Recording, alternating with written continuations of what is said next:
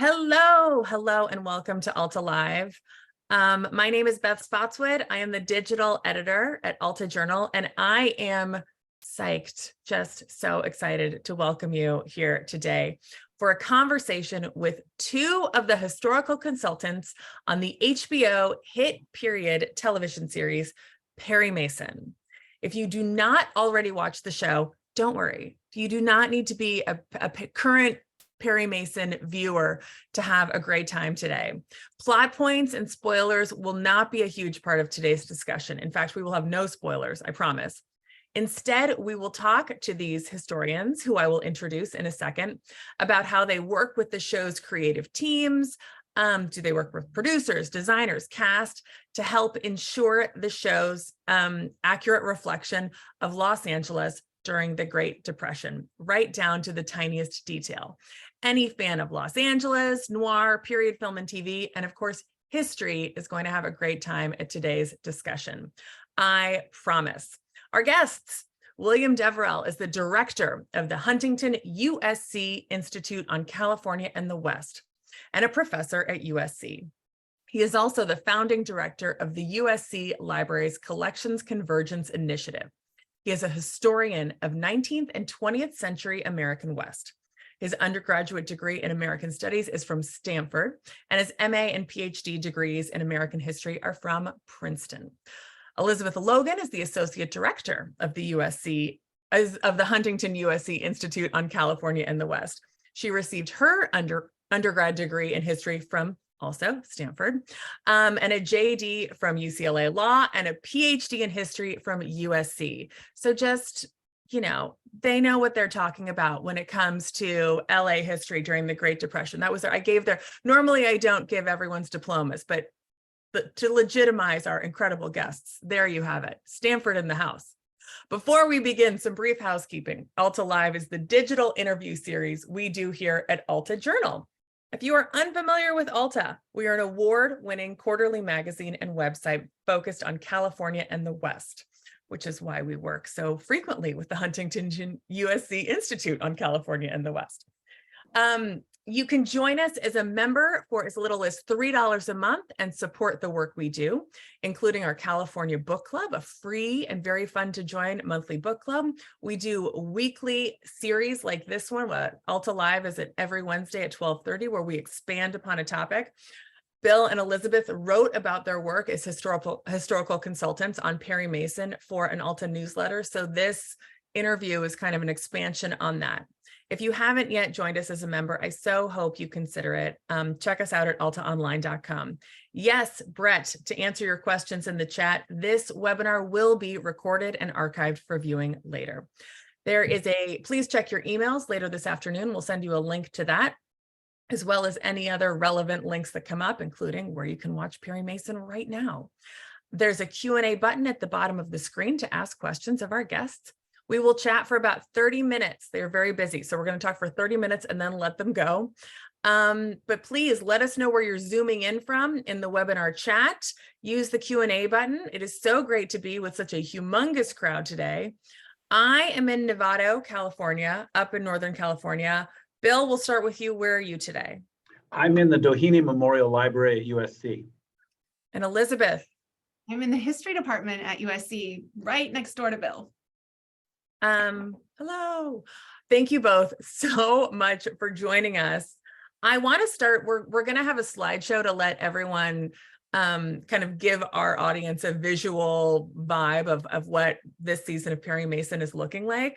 But can you first explain to us, and Bill, I'll start with you. What does a historical consultant do on a TV show? What is your purview?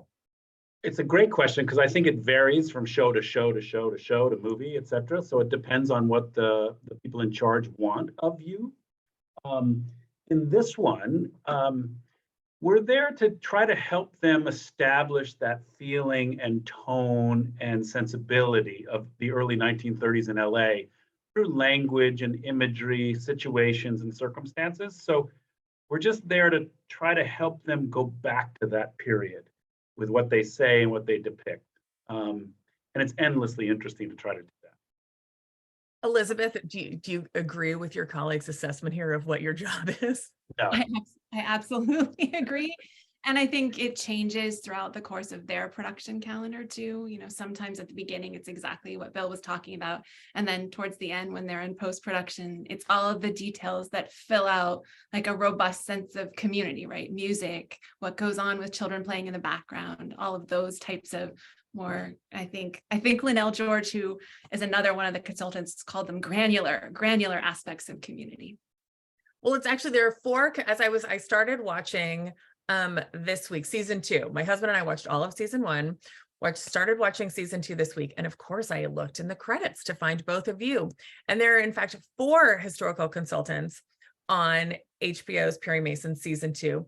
They are William Deverell, Elizabeth Logan, Linnell George, very frequent Alta contributor, and Natalia Molina, who is a California Book Club author. So I feel a very Alta connection to the historical component of Perry Mason.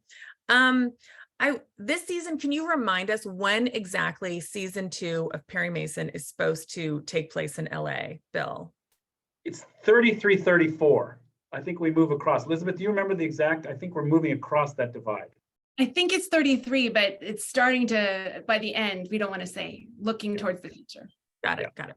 Again, no spoilers, I promise. Yep. And then when HBO reached out again, Bill, I know you worked on this last season. When HBO reaches out again, do you get the scripts ahead of time so you know exactly what you need to be researching or what the questions producers? No, it moves. It moves from the genesis of ideas about the arc of the whole season, you know, kicking things around with the writers, to construction of very early script documents or ideas, to maybe some detours in the way they're putting it together, to eventual script review. Yes, but much earlier, it's bits and pieces of an idea or a set of ideas they're trying to piece together into a multi-episode series. Sounds like a bear of a job, as I'm sure it is. I'm going to start sharing my screen now, folks, as we go through some questions. All right, here, I'm giving an ad, free advertising for HBO right now. The new season is streaming on HBO and HBO Max right now. It started March 6th. There are 3 or 4 episodes currently available. Is that correct? 3 episodes currently available to watch. I'm on episode 2 right now. But folks, those are kind of the deets. Highly recommend. It's really fun. And of course, this is if you've watched the original Perry Mason. Actually, Bill, can you tell us? Perry Mason was originally. This is not the first iteration of the Perry Mason story. Can you give us? No, and Earl Stanley Gardner, who created the character, wrote dozens and dozens and dozens of books in the early part of the 20th century. So the original Perry Mason was the television show starring Raymond Burr, set, I think, in fairly contemporaneous periodization of, let's say, correct me if I'm wrong, Elizabeth, late 1950s America, something like that. So what this one has done is picked up the character, sort of. It's a different vision through Perry's life here, and put him down into early 1930s Los Angeles. But it's supposed to be the same guy. Like this is a young Raymond. No, theoretically? I don't think they're wedded to any kind of continuity in character or plot to the television show. Okay, got it. So I want to start our kind of how you do your jobs with the details, the teeny tiny little details of things we see, for example, in this desk shot. These are some behind the scenes images. This is not a still from the show, but rather a behind the scenes image. How are you working with a production designer? How does this all come together? So someone's got to have a scene in an office. You figure out, is the character rich? What kind of work does he do? Yada, yada. But in terms of these details, the lamp, the weird match thing that they've got going on, the letter opener, Elizabeth, why don't you kind of fill us in on how you're working with the set designer or production designer to make sure that this is accurate to 1933? They have an amazing team. In many ways, that team reached out to us the least of all of the others. So I think for the courtroom scenes, I know they were interested in what pleadings and court documents might have looked like, some of the setup of what those desks would have looked like. And for those, sometimes we just look for old photographs.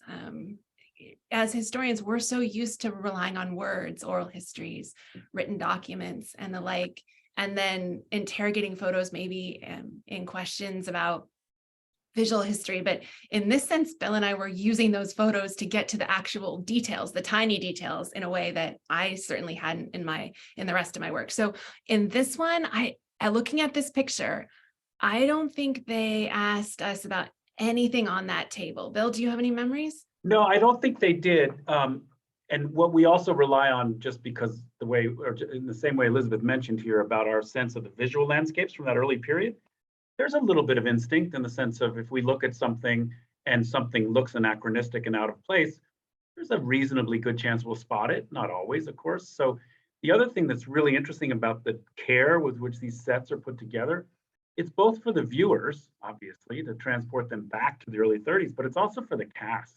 Because what they want to do is make sure the cast doesn't, the modern era, the early 21st century, doesn't intrude. So they'll set these scenes up as perfectly as they can as time travel, even in sites that are outside the camera's gaze, because they want that cast to know they're still in the early 1930s in LA, all around them when they're shooting. So that was really fascinating.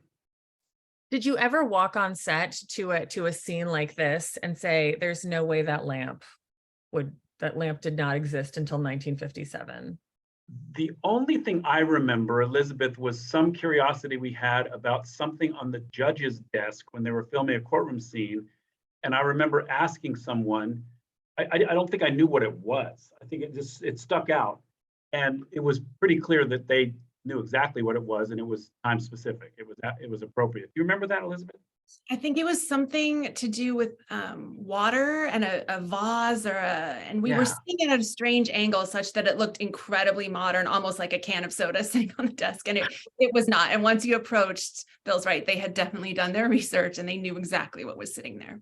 Yeah. Are you on set for these things? What is your relationship to kind of being in the room where it happens, so to speak? Elizabeth? Pretty rarely on set, but for the courtroom scenes, I would sit on the other side of the partition and help on those days mainly. We'll point out Elizabeth was instrumental in helping them with the historical accuracy or historical sensibility of courtroom banter, courtroom issues, etc. Elizabeth, can you talk a little bit about that? I assume that you clearly did not graduate from law school in the 1930s. So how would you? You're Dorian Gray.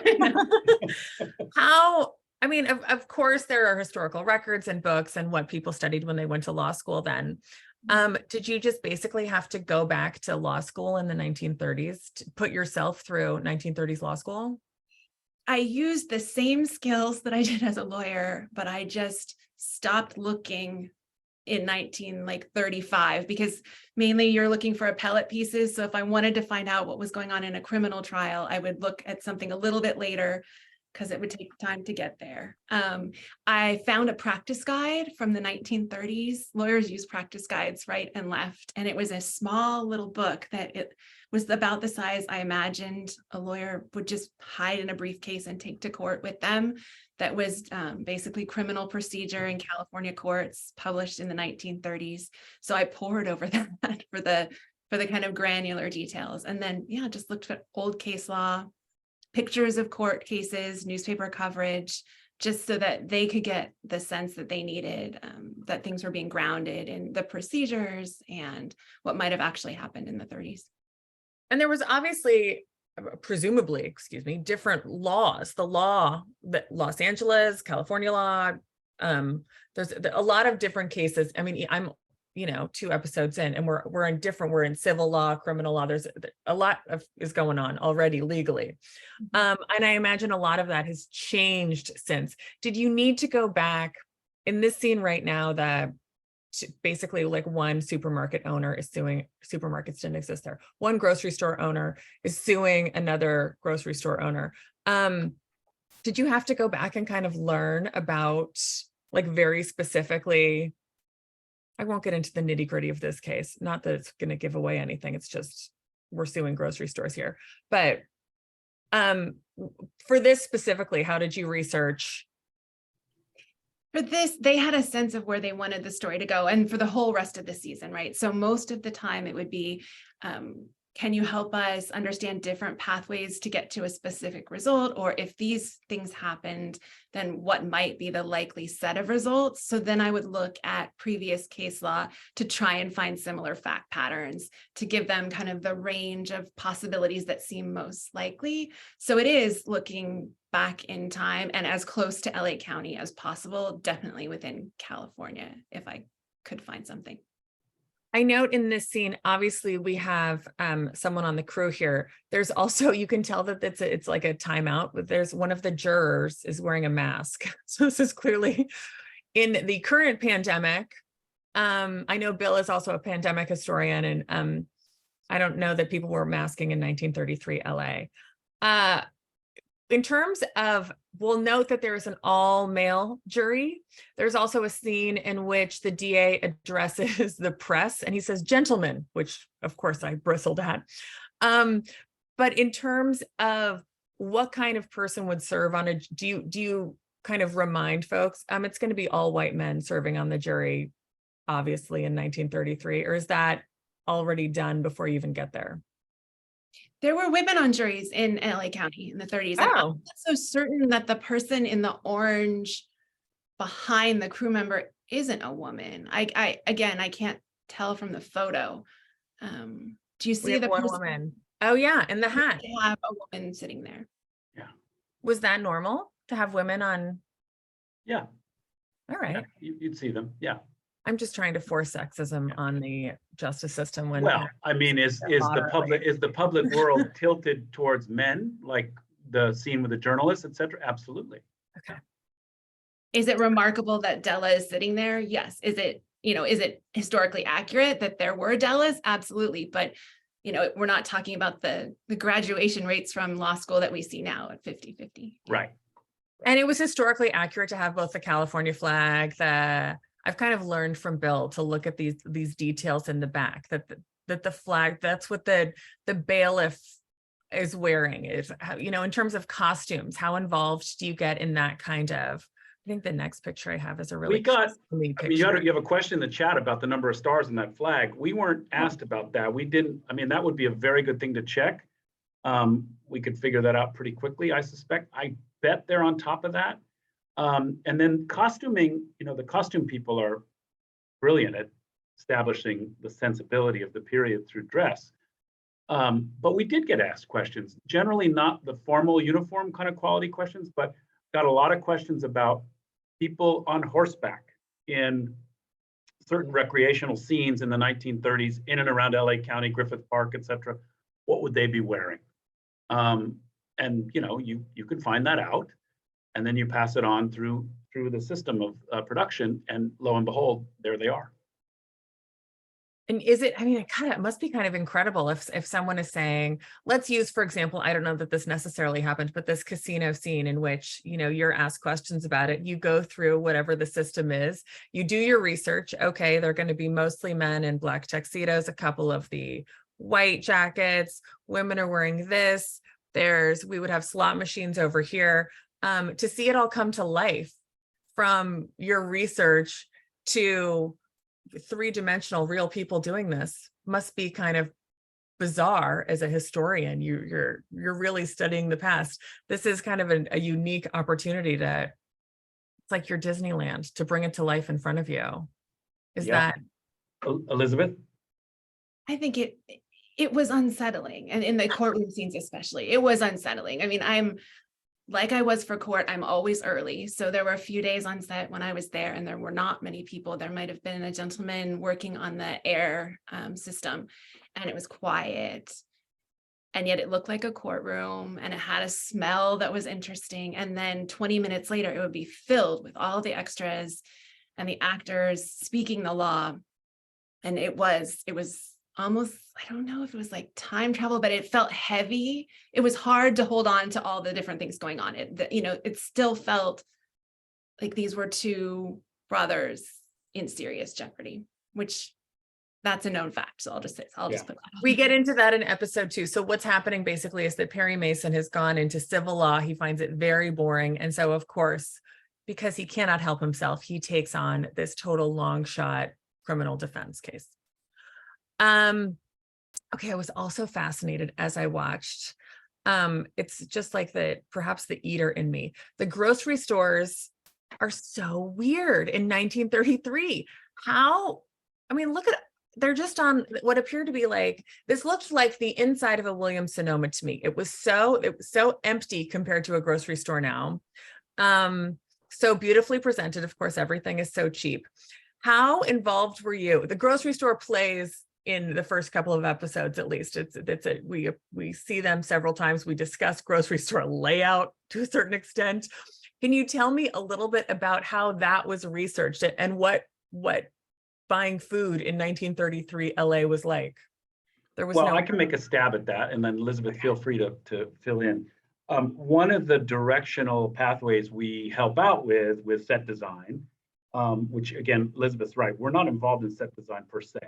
There's experts at that, but we can direct them to the visual record of, let's say, early 1930s Los Angeles groceries, that if they're doing well, they're going to be pretty ambitiously electrified with various fluorescent or neon lights. And they're very proud of that. And so the electrical companies, the grocery store companies, et cetera, they photograph themselves a lot. And so finding photographic detail from the early 30s, particularly in the Depression, where the question of, is there enough food, is there not enough food? There's a record there. And so we can direct them to that, and they may know it anyway without our help, but then they can reconstruct. Elizabeth, what do you think? I just find this image really striking, especially in the context of the 1930s, right? This is the cleaned up, sparkling, fresh fruit, beautiful supermarket, or grocery store. And then we know that thousands of Angelenos are not having access to food, right? And we see some of them later in the series as well, and the situations that they're in to obtain food. And I think that even just how bright this is with the windows all around, it's that stark contrast of what was going on in the 30s, right? The wealth disparities in that moment that are defining the city. Yeah, and I would say too, just to piggyback on that, there used to be this generalized interpretation that somehow the Great Depression hop, skipped, and jumped over LA because of the weather, because of the oranges, what have you. Not true. And the show, in these differentials of the haves and the have-nots, helps us to understand that myth is not true. Was any part of your research focused on that kind of demographic breakdown of what LA's population was going through? Versus, of course, we see in these kinds of shows, it's exciting to watch the ultra wealthy who are, kind of jerks or whatever, horrible criminals, do their thing. And at the same time, there's the extreme poverty on the other hand, but I'm sure there was a lot in the middle going on too. Was that kind of socioeconomic breakdown part of your research? Sure. That kind of broad brush, that tended to happen early in the creation of scripts, and also early, like, give us some deep demography, give us some deep background, give us background on neighborhoods. In season 1, where would this police officer have bought a bungalow? That kind of stuff. So sure, yeah. That real estate, just as the California housing market is so insane, but even like Perry Mason's apartment, like the high ceilings, the built-in woodwork, and he's supposed to be kind of like a ragtag, lawyer, but what a heavenly apartment that would be in today's market. You can't help but notice it. Okay, this is another thing. See, the episode 1 starts with this old milk. I have to ask, this is like on behalf of Beth. I was not raised in an era where milk was delivered door to door. We may have some people who were tuning in today. Did you guys have, this milk thing really bugged me because it was just so gross to me. So basically the milk is dropped off by the milkman and put in one of these metal boxes outside of people's apartment doors and left there for who knows how long. Can you please tell me about milk delivery in LA in 1933? I can make a stab, but Elizabeth, you may know more than I do. No, I don't know. Well, so I think part of this is a trope in the sense that Perry was raised on a dairy farm, so it's got a kind of milky connection to his life and growing up. You can still get milk delivered, you know, it still can happen. I don't think this is at all uncommon. I think that galvanized or whatever it is metal box was probably cooled in some fashion. You know, there may be a block of ice in that thing. So this seems, even down to the white outfit of the delivery man, this seems entirely consistent with my sense of people who had the means to get fresh milk delivered, which is going to be a pretty small proportion of the population. So nothing about this strikes me as off kilter, but I don't know the details. This is more of kind of an instinctual hunch. Right. I mean, I saw this and just felt the distance that Perry had traveled from the dairy farm to what he's currently doing. Like he's leaving late last season behind. It's a whole new life now. I did want to include some shots just for any gearheads in the audience of Perry on his motorcycle. We've got a close up of his Harley here. He looks a little bit like a hipster to me driving to work on his motorcycle. Was this a way that Angelenos got around in the 1930s on a beat up, or pretend we can see up close here, beat up motorcycle? And how did you do any research on what kind of motorcycle or what a Harley would look like in 1933? No, we didn't. I suspect the set and production people know all about that, but the fact that someone's driving around on a motorcycle, not at all odd. You know, this is a period, LA in the 30s is coming out of its horsiness. So the horses are going away increasingly. It's embracing the automobile. The trolley system is still doing pretty well. And then there's all these other conveyances, motorcycles, bicycles, wagons, et cetera, that are still buses. You know, it's busy on the streets of LA in the early 30s. I also want to give this actor a shout out. His name is, help me out, Bill. Matthew Rhys. Matthew Rhys. He is very popular with a number of people on the Alta staff who watch another show called The Americans. So if you watch The Americans, he is also a star of that. I have not seen it, but I just adore him as Perry Mason. He, according to our copy desk editor, Lynn Rappaport, is Welsh. And yet he sounds, I mean, there is no hint of accent with him. He does a really fantastic American accent, I guess. Was there I assume there was kind of a specific way of speaking, a regional way that Angelino spoke in the 1930s, as there is now, as Saturday Night Live so amazingly parodies the Californians. But I'm just kind of struck by the elements of accuracy that you would have to hit, particularly hiring a Welsh actor to play the title figure. He's a native Southern Californian in this, I think. Do you ever pop in and say, oh, I think one of my coworkers pointed out there was a phrase someone said the phrase shit show on Perry Mason, and there was some, would you really say shit show in 1933? Did that phrase exist then? Well, you put your finger on something that we both, one of the other reasons we so enjoy this is we are kind of the idiom people on this script. So we do have ears open to try to catch phrasings, sayings, you know, shorthands or whatever that are anachronistic. So, and they do creep in, of course. Sure. So we do some of that. He is Welsh. I don't know how he does that American accent so well. That seems remarkable to me. And then when he drops it, he's Welsh, you know, the real Welsh accent there. And in terms of local dialects, sure, depending on class, race, ethnicity, there's going to be, you know, new migrants from the American South or the Oklahoma region, et cetera, the people forced out by the Dust Bowl, they're going to have a certain twang and dialect, absolutely, and that'll be refracted through class and race. And then the old timers still in the 30s who don't say Los Angeles, they say Los Angeles. They'll harden that G.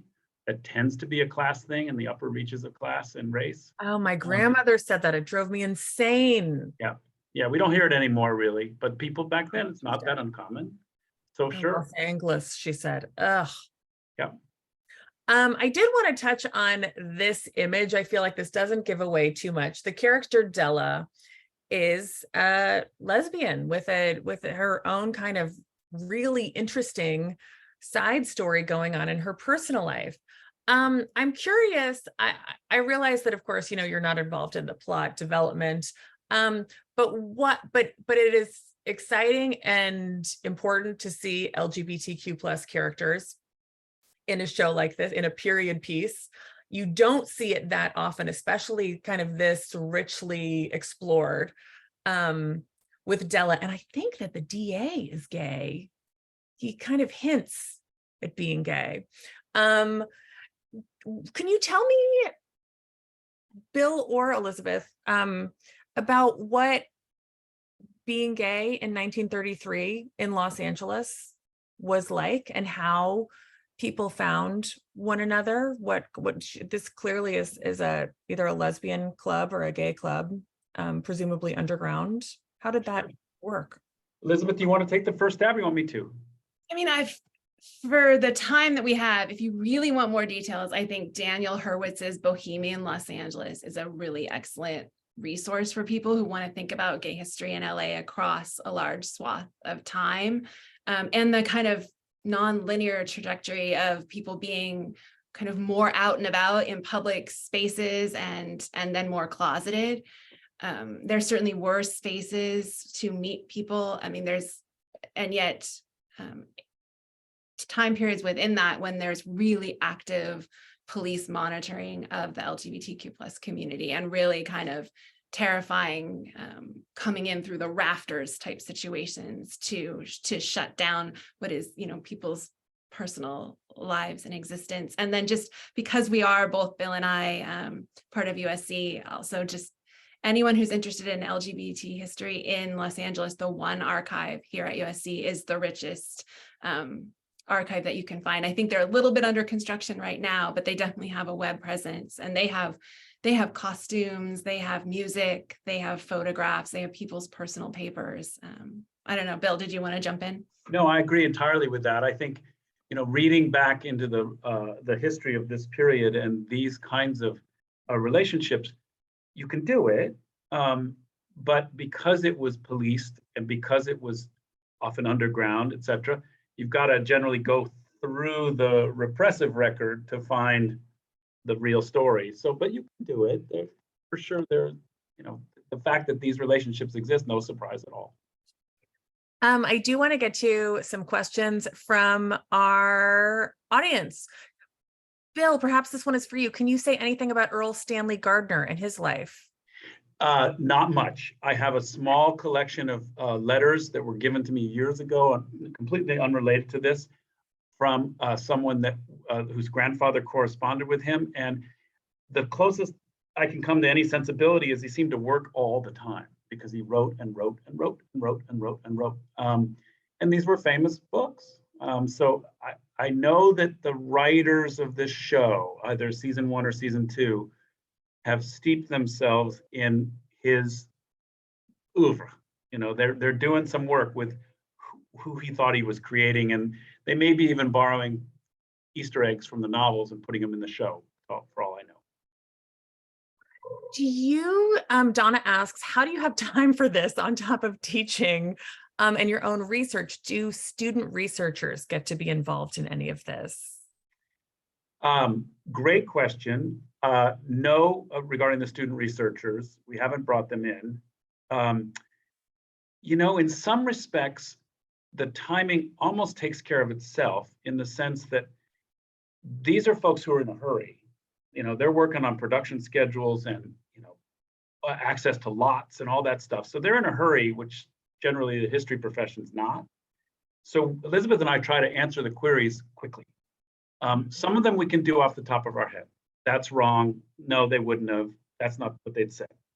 Other take a little bit of digging, and then some take a lot of digging, and some of the questions are impossible to solve, to answer. So I don't know, Elizabeth, how do you want to answer the time commitment question? I think well, first of all, I do believe you invent time, because you juggle so many things at once. So I don't know how you do most of the things you do. We'll start there. Okay, it's your secret, right? Yeah. But no, I agree. They're working on a quick timeline, and sometimes we have to ask more questions to get at what it is they really want. So sometimes it's a process of back and forth, but it's always a joy. And I mean, we're historians, so we love losing time in the archive or losing time reading newspapers.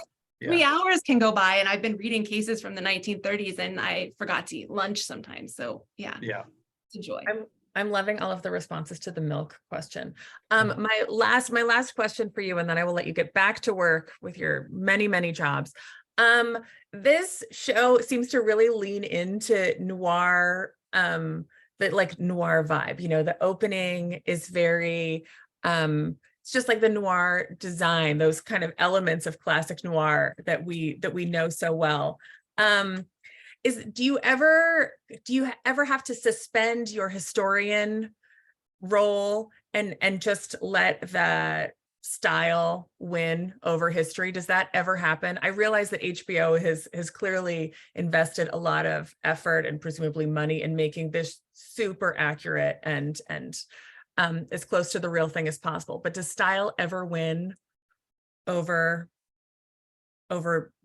accuracy on HBO's Perry Mason season 2? Elizabeth? Yeah, I don't know. I mean, they have their story and it needs to work. I haven't seen anything that maybe break out in hives. But again, so much of this, the whole thing is also very bright in a way, right? Which in my head, it's darker and grimmer. So I think it's just more fascinating to see how an entire team of people imagines 1930s LA. And that's the joy for me, is that maybe I've just been reading one, Depression era compilation, and I've missed the vibrancy of some crazy party that's gone on at a mansion and the cars that they're driving. So I think that's the joy, is seeing how all of these things can coexist. Yeah, I agree with Elizabeth. Nothing that's particularly jarring, Beth. And you do have to kind of lose yourself in the trumpet solos and that kind of amber light of the noir sets, etc. But it's magnetic. It is magnetic. And so with that, I will leave our incredible guests to go back to their work and encourage our audience. If you haven't already started watching Perry Mason on HBO, it is really fun. And now you know two of the historical consultants involved in the show. I do want to invite everyone next week. We are super excited to welcome Indigenous scholar and educator Jason Asnap, who will discuss land art and its impact on Indigenous cultures. He is going to join us March 29th here at Alta Live at 12:30. So please do join us for that. And again, Bill Deverell and Elizabeth Logan, thank you so much. And to all of your colleagues at the Huntington-USC Institute on California in the West, you guys rock and are just such fun guests. Thank you so much. Thank you. Thank you. Thanks everyone. Take care. Bye.